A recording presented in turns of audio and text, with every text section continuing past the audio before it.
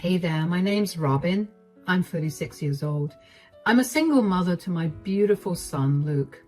I wasn't always a single mother as I was married to my husband, Gabe. Gabe and I ended up breaking up because he showed me his true colors, and I decided that Luke was my first priority and not my relationship, so I left him. Let me start from the beginning. I met Gabe through a dating app. I had always been a career-oriented person, so I never pursued any romantic relationships throughout my life.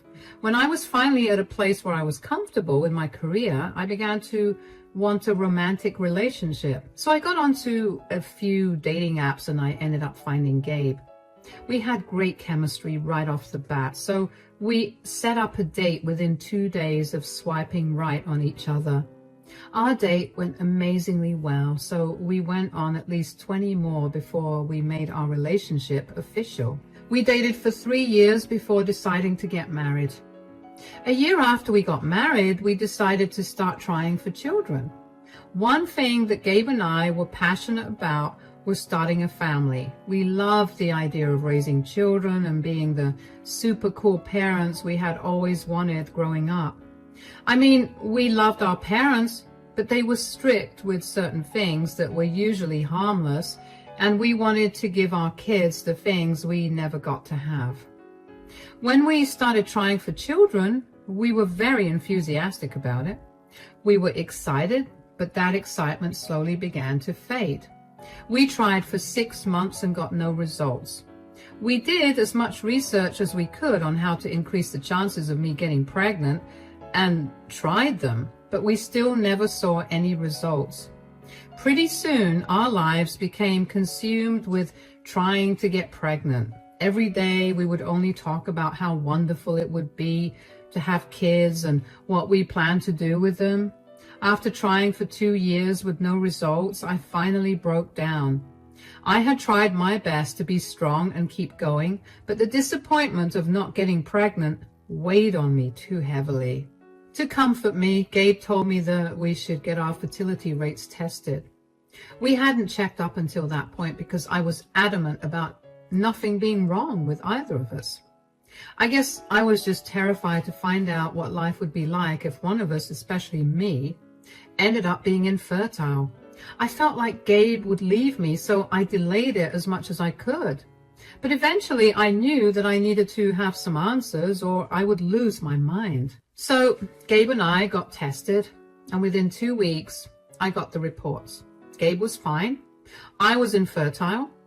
I felt my heart shatter at that. I remember feeling very numb when I saw the results. I somehow managed to tell Gabe the news. Gabe, the doctor's report came back.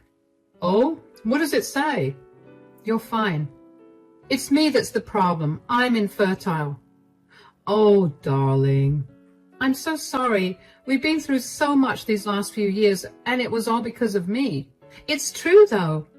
If we had gotten me tested first, we wouldn't have gone through so much if it wasn't for me. I'm a failure. Robin, you are not a failure at all. Are you kidding me? I failed at the one job that's a woman's.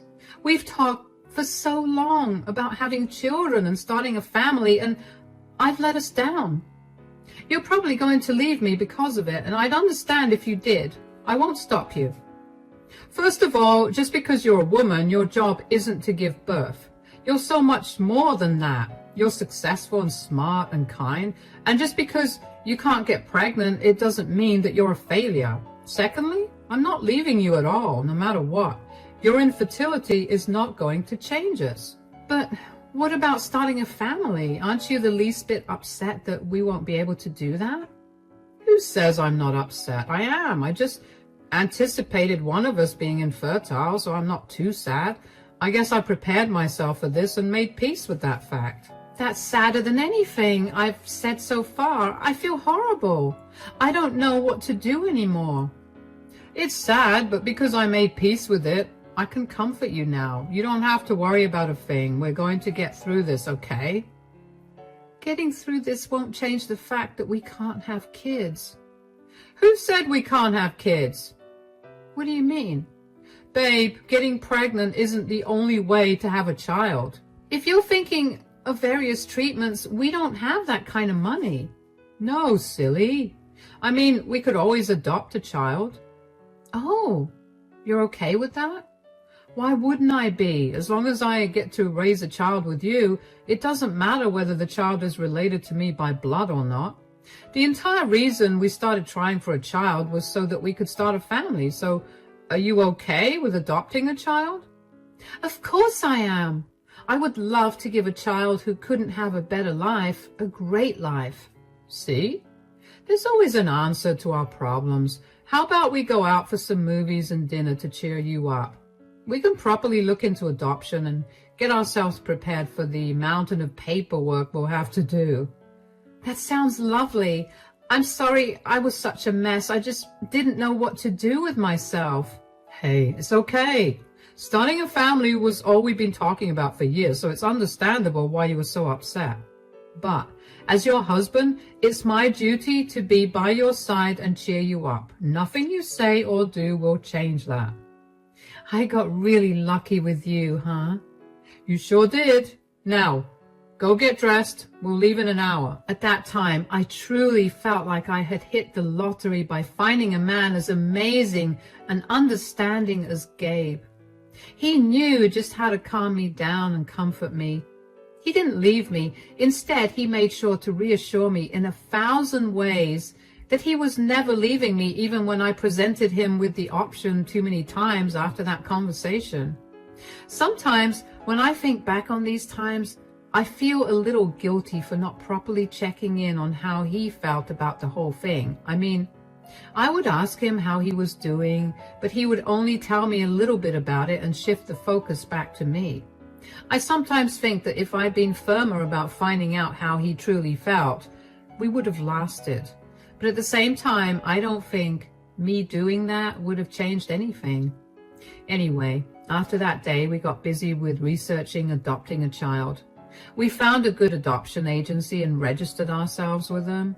We had to do a bunch of paperwork, and even though it was exhausting, it was very worth it when we were told there was a 3-year-old boy that we could adopt. Gabe and I didn't even have to think before we agreed to adopt the boy.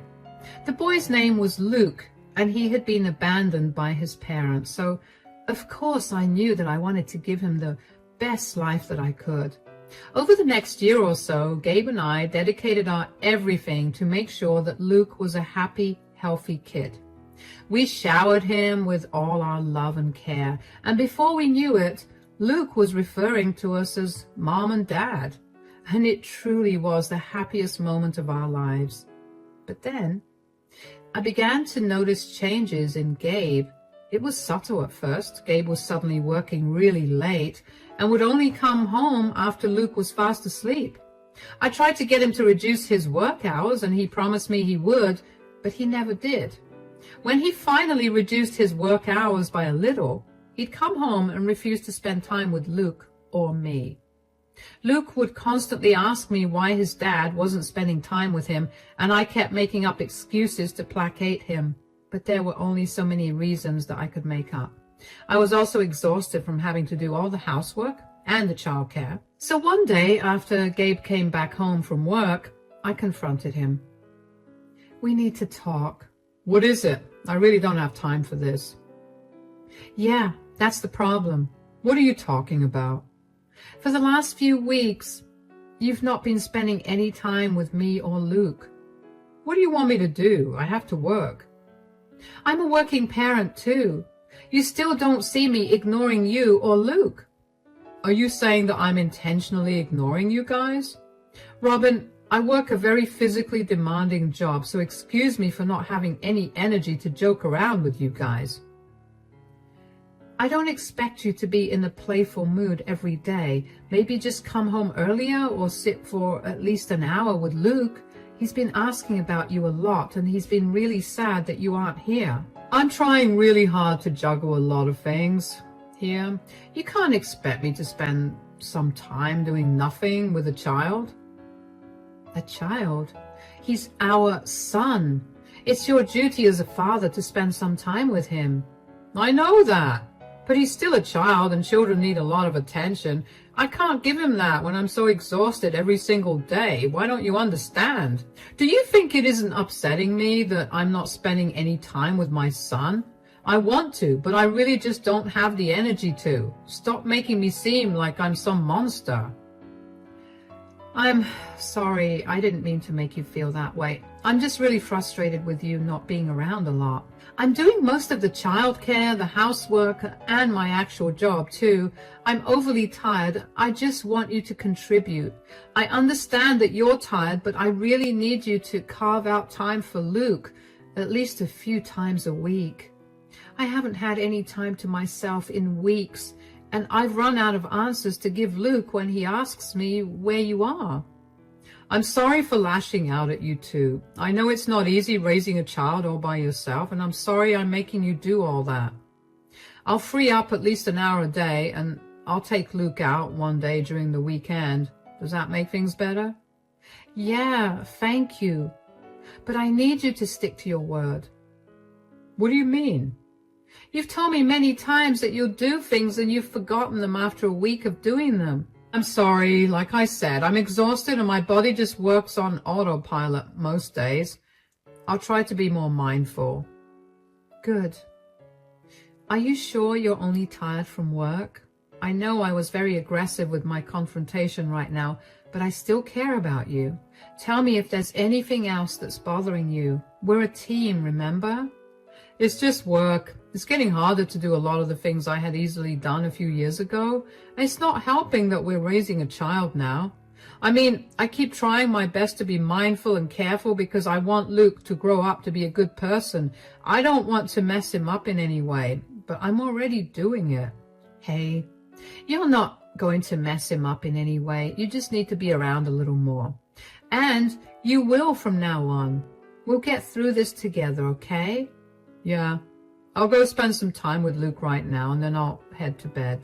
I thought that would have been the end of it, but Gabe did what he always did. He listened to what I said for a week and then reverted to not spending time with Luke and me again. I brought this up with him 2 more times, and he did the same thing both times. Eventually, I gave up. I decided to just roll with it. I did my best to take care of Luke on my own and focus on my other responsibilities. Gabe would sometimes spend time with us, but most times he wouldn't. Luke also got used to his dad not being around much. On the bright side, Luke and I got very close, and I was his favorite parent. My relationship with Gabe was also taking a hit because of his absence. We went from spending every evening together to him only coming home way after I'd fallen asleep. When I'd leave for work, he'd be fast asleep. We barely spoke unless it was concerning financial matters. I tried to get him to spend time with me, but he was always busy. I couldn't help but feel like there was something that Gabe was hiding from me.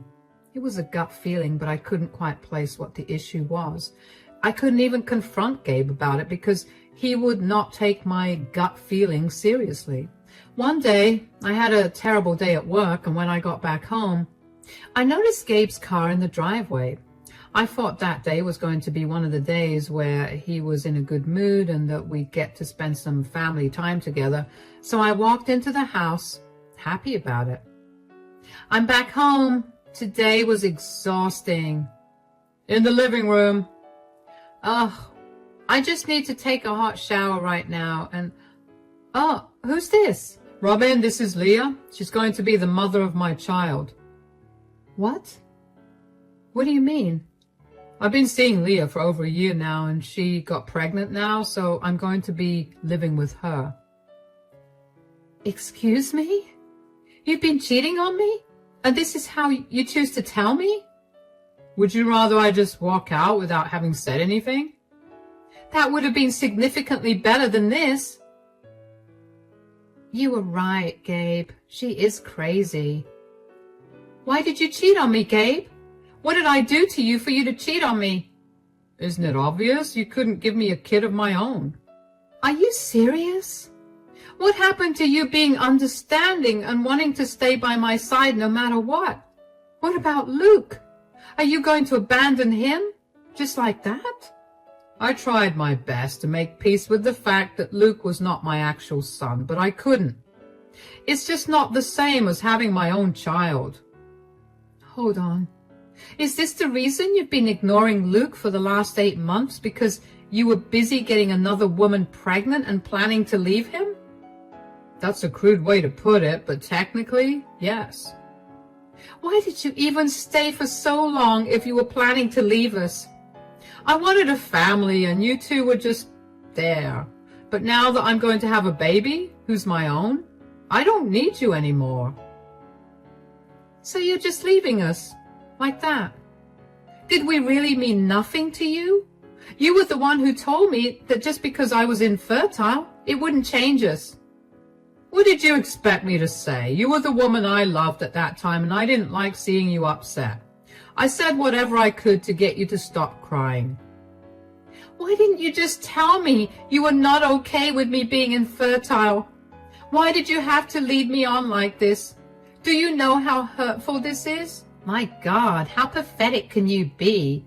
Your man found a real woman and he's leaving with me. Stop asking so many questions and just make peace with it. Who even are you to speak to me like this? I'm the woman who's giving Gabe a child in a month, something you could never do. Come on, babe, let's go. Robin, I'll need you to leave the house within a month. I'll see you then. Gabe and Leah left the house after that, and I felt numb. I felt like I was in some horrible nightmare. Never in a million years did I ever expect this from Gabe. He had always been the sweetest person, always vouched for us as a couple. I had heard many horror stories of husbands changing after they found out that their wives were infertile, but I never expected to be a part of that. Gabe had promised me that we were never going to change after all. I don't really remember much of the next few days. My body functioned on autopilot. Luke could tell something was wrong too, but I did my best to make him feel like everything was all right. Eventually, I guess my brain finally registered that Gabe was gone and that our relationship was over, and I had a really bad breakdown. I called my parents because I couldn't stop crying and I didn't know what to do with myself. They rushed over and comforted me. They helped take care of Luke while I processed all my emotions. They were really angry that Gabe did something so horrible, not only to me, but also to Luke. They stayed with me for 2 weeks and helped me pack everything up. When I was doing a little better, I sat Luke down and gently explained to him that Gabe would no longer be a part of our lives.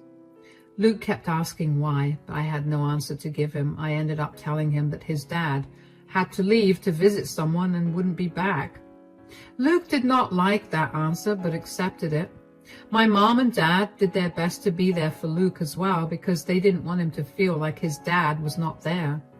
I don't know how, but the month had finally come to an end, and my mom left to go back to her place so that she could prepare Luke's and my room, and my dad went to work. Luke and I were alone for the first time in a long while, and it was upsetting, but I powered through. I finished packing up the last of our things, and then I heard the doorbell ring. I checked the camera and saw that it was Gabe. I quickly put Luke in his room and told him to stay there. I walked downstairs and opened the door. You didn't have to come here to get us out of the house. Luke and I are leaving in an hour or so. We're waiting for my dad to come and pick us up after he's done with work. I didn't come here to kick you out. Why are you crying? My life has turned into a nightmare. I don't really care, Gabe. If you haven't come here to kick us out, then I have nothing to talk to you about. I'm going to Luke's room and wait there till my dad comes. Leah's baby wasn't mine. What? The baby had a different complexion than me. She tried to pass it off as a genetic thing from her family, but I made her do a DNA test on the baby, and it wasn't mine. Oh, wow. Why are you laughing? Did you not feel sorry for me at all? My entire life has turned upside down. Why would I feel sorry for you? You were the one who cheated on me, who let his affair partner insult me, who promised to stay by my side and accept me, but quickly turned around and left me for another woman who could bear him a child. who abandoned the child that he adopted to have a child that had his blood. There's absolutely no reason to feel sorry for you at all. You deserve everything that's happening to you. I know I messed up really bad. I just can't seem to understand why Leah would lie to me. Probably because she saw that you have money and she wanted that. I was really wrong about her, Robin. I'm so sorry that I left you for her. Is there any way that we could go back to being a family again? You're kidding, right? No, I really am sorry. I abandoned my wife and my son because I was selfish. I was hurting, and instead of talking to you about it, I let it come out in ugly ways. I'm so sorry. Please take me back. I miss you guys so much every day. It took a lot of guts for me to come here today, so please consider taking me back. Gabe, do you realize how messed up what you did was? You comforted me when I felt like a failure for not being able to bear children. You told me that you would stick by me no matter what. I gave you the option to leave me many times, but you were adamant about staying. You stuck with me through the whole process of adoption and spent 2 entire years with Luke before you decided that you wanted a son that was biologically yours. Forget about how I felt, but did you really not think about how your actions would impact Luke? I didn't. Ever since you left, Luke has been depressed. He kept asking me if he was the reason you left. It did not help that you ignored him for months before you left. He may be a child, but he's very observant. I've done my best to tell him that he was not the reason, but do you know how heartbreaking it is to hear a child ask that? I know, I messed up big time. Will you please let me just talk to Luke and make things right with him? I don't want you anywhere near Luke anymore. What? But I'm legally his dad, too. That's being taken care of right now. I've arranged to have your name removed as Luke's father. What? Luke was referred to a child psychologist to deal with his feelings, and the psychologist told me that it was imperative that I only introduce you back into Luke's life if I was sure you were going to stay in his life.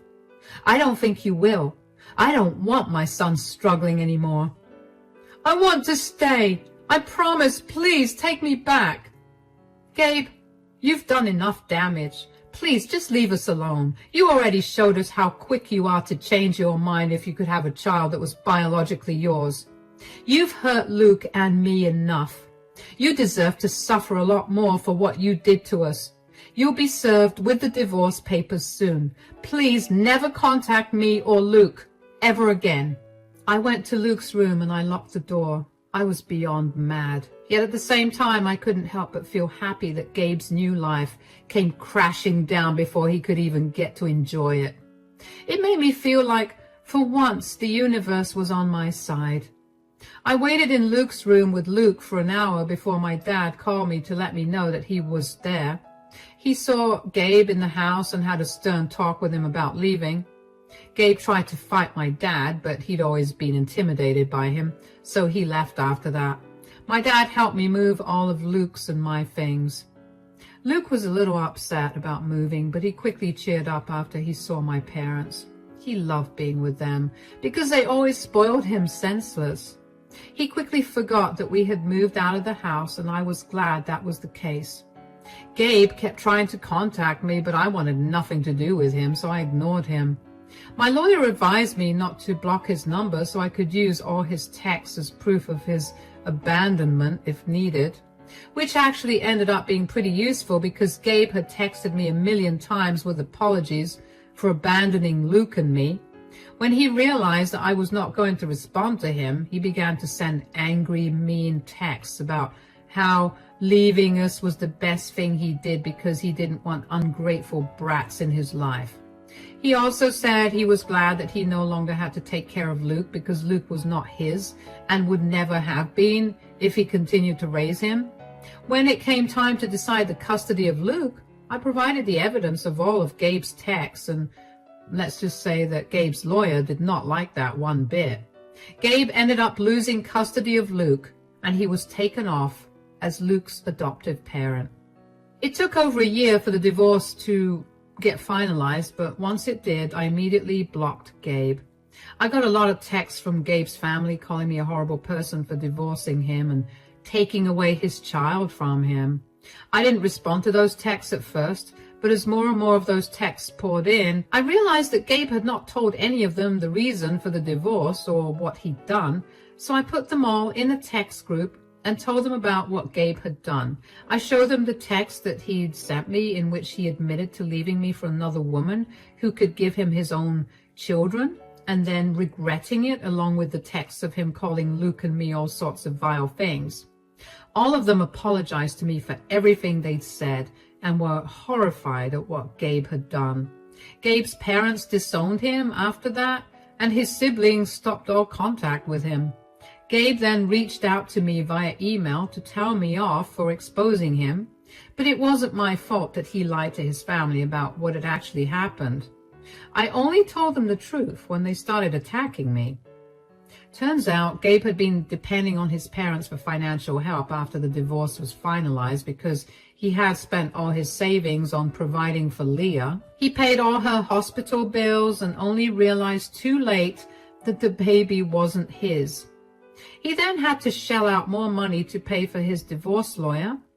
By the time the divorce was finalized, Gabe was flat out broke. He had gone crying to his parents about his lack of money and told them that I had suddenly decided to leave and took Luke with me and begged them to help him out. They had been helping out, but when they found out the truth, they wanted nothing to do with him. Now, Gabe had no one to rely on and had to figure out how to eke out his living. I was more than satisfied with this. Finally, he got what was coming to him. As for Luke and I, we're still staying with my parents. They love him with all their hearts, and they help me out with the childcare, which allows me to focus on working. Luke is a very happy kid and barely asks about Gabe anymore. Whenever he does, he usually just lets it go. I've done my best to explain to him that Gabe is no longer a part of our lives, and he's been a good sport about understanding it.